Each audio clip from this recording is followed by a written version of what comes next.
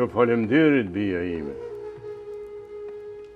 Falemderit se mram the se të gjithë njerëzit në rruzullin toksor janë krijesat Perëndis. Pra, të gjithë duhet t'i duam njësoj. Lajmet se në Medinë Muhameti kishte vënë pakt me shumë fise aty dhe të gjithë i trajton të njësoj, e Mekasit dhe i lojtarët i zemëroj kjo. Ebu Xhehlili, një njeri i Paris të Jahudit, vraponte vazhdimisht të gjente muslimante dhe donte të zhdukte nga faqja e dheut. Bile në Medinë, afër Medinës sa i shkoj disa herë, i zuri disa njerëz, i mori peng, po dhe disa të tjerë edhe i vrau. Bashke me njerëzit e tij, dogjen kofshte, dogjen të mjella, dogjen urma, kështu që medinaset këto gjeste vërtet i hidhruan shumë dhe Muhamedi nuk dinte se si të veprante, sepse nuk kishte mjete për të bërë një ushtri të madhe. Atë mot, Mekasit kishin shkuar në Siri një grup i madh e tregtarësh, në krye të cilëve ishte Ebu Sofjani. Ai zhvilloi atje një tregti të madhe dhe me karvanin e tij ka po kthej rruga i binte afër Medinës dhe dërgoi fjalë dhe u tha njerëzve jeni se po friguhem se Ebu Xhendili ka bërë zullumet mëdha në mjellat edhe në kupshtet e Medinasve e mos po me sulmojnë karvanin ata.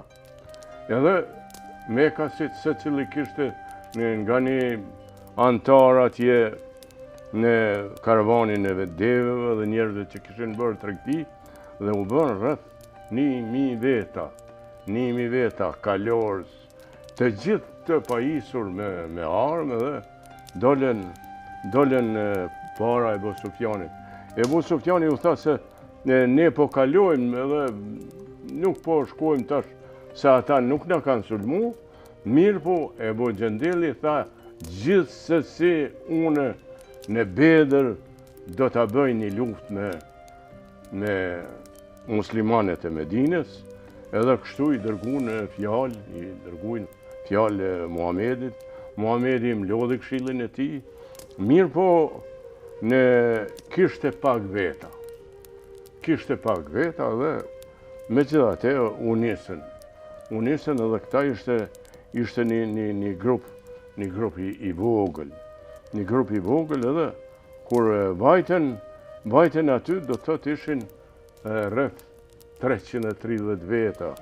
Kështu që në krahasim me Mekasit këta ishin më pak. Muhamedi u përgadit mirë, ju tregoi njerëzve se si duhet të ruajnë se ishte në Bedër aty një lugin ku do të zhvillojë lufta, edhe tha se ju duhet të rrinin këtë anë në të dy anët dhe ne do të hyjmë në luftë me ta. Mirë po aty me thonë drejtën një natë përpara se të fillon të lufta, ai e luti Perëndinë dhe i tha: O Allah, ne jemi pak, na ndihmo, se këta vërtet nëse humbin, atëherë nuk ka kush lutet edhe nuk ka kush e vazhdon muslimanizmin. Këta të nesërmen e nisën luftën edhe luftë do të thotë ndër luftë dallohet aty Hamza, Aliu edhe shumë të tjerë dhe arritën edhe pse ishin të pak numër arritën të fitojnë. Domethënë kjo fitore në Bedër, ma shumë janë vra edhe kanë vdek Mekas se sa musliman të Medinës. Pra, mendimin e Allahut, mendimin edhe të tyne e këta e fitun luft. Pra baba me durim dhe shpresë se Zoti i drejt gjithmonë fiton. Ashtu pra, me durim, me shpresë të Allahu, njeriu fiton. Fiton lirin. I robruari gjithmonë edhe pse në numër të vogël, një ditë do të fitoj lirin. Mekasit të zemruar, shkuan sado që rrugës e morën veten, edhe deshen Ebu Sufjani tha të kthehemi përsëri luftojmë me ta. Mirë po, shumica Paris nuk e dëgjuan edhe shkuan në Mekë. Mirë po atje në Mekë, megjithatë, duke kaluar ditët, ai e kishte gjithsesi dëshirën që edhe një herë të hynte në luftë, edhe të zhdukte me çdo kusht muslimanët e Medinës. Bile edhe gruaja e tij e çështë se asaj në luftën e Bedrit ju kishte vrarë babai. Ajo me emrin Hindi, ajo me çdo kusht nuk e lënte burrin rahat duke i thënë se ju duhet patjetër të luftoni dhe të ktheni nderin në vend, sepse gratë këtu në Mekë të gjitha janë bashkuar dhe nuk do të bashkohen me burrat e tyne derisa ju të ktheni nderin në vend të familjeve të Mekës. Edhe kështu pra Ebu Sufjani bani rreth 20.000 luftetar, dhe u nisën edhe shkuan në Uhud. Aty e lajmëron përsëri e Muhamedi e mblodhi këshillin, edhe vërtet një njeri aty kishte pranuar Islamin mirë, po kur pa numrin e madh të Mekasve, ai me 300 vetë të tij u kthye, ja kthej shpinën Muhamedit. Këta vërtet ishin të pak krahasuar me kasit, secili musliman duhet një musliman luftonte me 4 luftetar të Mekës. Muhamedi ju tregoi se këtu duhet një pjesë e luftetarëve të rrinë në 2 anë të betejës, kurse ne do të nisim luftën. Do të nisim luftën edhe ju të rrini gati me shigjeta, me asi, që mos tyni njerë në luftë. Edhe Mekasit kërkun jo ensar, kërkun një 2 luftim me muslimanet e Mekës, edhe ndërta ishte Hamzai edhe Aliu, edhe këta të dytë dolen aty dhe zhvillun një betejë shumë madhe dhe mundën shumë Mekas i dhujtarë. Aty u bani një luftë tejet e madhe dhe këta fillun të Mekasit të tërhiqen. Kështu që njerëzit që ishin në të 2 anët e betejës edhe ata mendonin do të thotë se përfundoi lufta dhe ata zbriten edhe ata, dhe kur zbriten ata, vërtet tash Mekasit u kthyn edhe u bë tejet një luftim i ashpër. Këtu dolen vërtet Hamzai dhe Aliu dolen fitimtar. Mirë po Hindi, gruaja e Ebu Sufjanit, e kishte porositur një shërbëtor që msheftas të shkonte për mas, edhe në pabesi, edhe mas shpine e vrau Hamzan. Vrasja Hamzajt, ata mendun se do t'i qakordonte të gjithë muslimanet, mirë po përkundrazi, ai vërtet edhe me vrasjen e tij, këta ishin të fuqishëm dhe korrën sukseset mëdha, por u vranë edhe shumë. Ndërkohë filloi një rebelshiu edhe Mekasit fillun të tërhiqen. Mirë po edhe Medeniasit humbën shumë njerëz. Bile këtu mendu se është vrarë edhe Muhamedi. Edhe në një rast Ebu Sufjani tha, a është gjallë Muhamedi. Muhamedi ju tha shokëve, mos folni, po vazhdoni luftën se Muhamedi ishte plagos në gojë dhe kishte thyrë edhe dhëmbët. Po ata pyetën edhe për Ebu Bekrin, pyetën për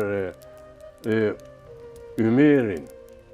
Atëherë Muhamedi ju tha njerëzve, përgjigjuni. Edhe njerëzit thirrën dhe thanë, gjallë janë, gjallë kemi pejgamberin, profetin tonë Muhamedin, gjallë është Ebu Bekri, gjallë është Umeri dhe njerëzit vërtet me një vullnet të jetë madh i ndoqën edhe në atë rebesh shiu i ndoqën me kasit.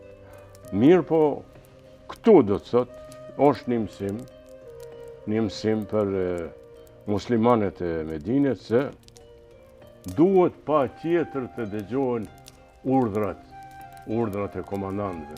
Dhe thonë se komandant kryesor ishte Muhamedi, edhe ata që e lëshun frontin duke menduar se fitun, ata patën shumë po edhe kështu u zhvillua kjo luftë. Pas shumë kohësh, Mekasit përsëri e morën vetën.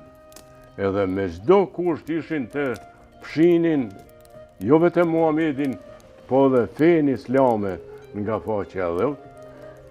Këtu do të thotë në Medinë edhe hebrejt do më thonë tash ma që u zhvillun të dy lufta se që e tratuan Muhamedin edhe nuk i ndihmonin si përpara. Bile bashkëpunuan me Mekasit, edhe ata një fardore kishin dëshirë që ta zhduknin islamin njëherë e përgjithmonë nga faqja e dheut. Ky bashkëpunim do thotë Muhamedi sa do kudo e mori vesh, dërgoi njerëz të përgatiten edhe mori këshilltar se si do t'ja bënin tash luftën. Edhe njëri prej luftëtarëve propozoi që afër Medinës të marrojnë një hendek të madh. Hendeki ishte mes disa mureve të larta të Medinës, edhe një shkambi të madh, edhe aty e marrun një hendek, edhe aty ka punu edhe Muhamedi dhe njerëzit e panë se edhe profeti po punon edhe në vullnet të jetë madh. Do më thonë punun ata e ndërtuan ndekun edhe erdhe ushtria e Mekës, i dhujtarët, u afruan dhe nuk panë luftarë, thanë, sigurisht e pas kanë mshu frontin edhe tash ne do ta marrim Medinën. Mirë po, sa fillun ata një shumicë e madhe, ranë hendek, kurse këta ishin përgatitur me shegjeta dhe vranë aty shumë njerëz. Mirë po, rrethimin e majtën një muaj edhe tash në Medinë, me qenë se Muhamedi ishte i tratuar prej fisëve të ndryshme, tash vërtet ushqimet u kishin paksuar dhe ditët ecnin, po ata rrethimin nuk e lëshonin kurse si. Po një fortunë e madhe u ahoqi të gjitha tendat e Mekasve, edhe ata në për krejtat fortunë u detyruan të ikin edhe thanë se edhe Zoti është me Muhamedin edhe të gjithë u largun nga Medina. Kurse Muhamedi me njerëzit e tij pas largimit të tyre bën namaz dhe ju falen Perëndis për këndim që u dha. Do të thotë, këto ishin 2-3 betejë njoftura në historinë e Muhamedit. Pra, unë u zata pak si tepër, po ne po ngritemi dhe edhe pushojmë bija ime. Ti nisë. Natën e mirë. Natën e mirë, baba.